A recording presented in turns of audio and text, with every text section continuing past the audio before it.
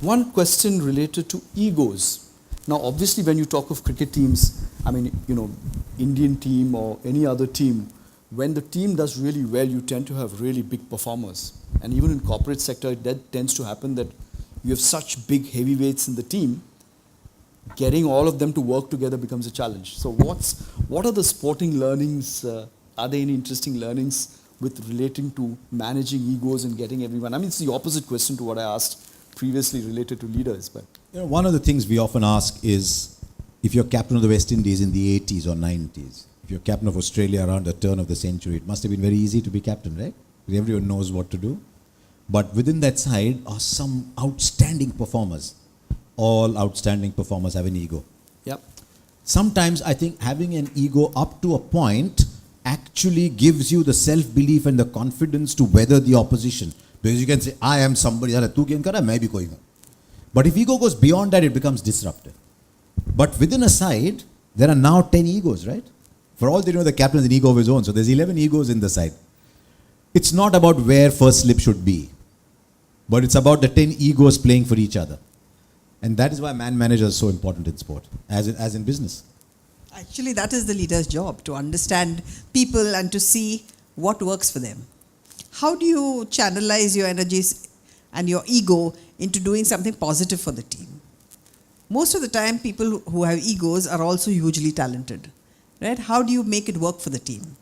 And again, saying what he said, Michael Holding told us that, Clive Lloyd had such a good team, but yet he took the effort to understand every player. And he wanted to earn the respect of every player. That's why people respected him, and he also respected players.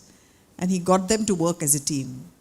If you're a leader with an ego, you will say, you know what, I'm the leader, this is what I say. And the people will say, yeah, okay, man. Or you can say, I'm the leader, you are going to win me matches. How can I make you feel great about being in my team? It's a completely different setup. And you'll find that the best leaders will get the best out of their match winners because, as she said, they take the trouble to respect their teammates. And that is what great teams are built around. And we were very lucky in India. I mean, around the turn of the century, you had a magnificent group of people coming up. They all grew up together. But by 2003-04, when India were playing some of the best cricket, you had Sehwag, Dravid, Lakshman, Ganguly, Tendulkar, Kumble, Zahir Khan was coming up, Srinath was maybe just on the way out. You had magnificent people. So why did India do well? It is because one ego, the egos were there, mind you. Of course Rahul Dravid has an ego. Of course VVS Lakshman has an ego. We talk about Ganguly and Kumble and the others. But the egos, one ego didn't come in the way of the other ego performing because of respect for each other. Sure. And I think that is the climate that the leader creates. And they were all team players. They didn't come and disrupt the team. They all worked for the good of the team. That is very important, because there's no point being very talented if you cannot work in a team. Like I said earlier, that is a skill that you just need to have.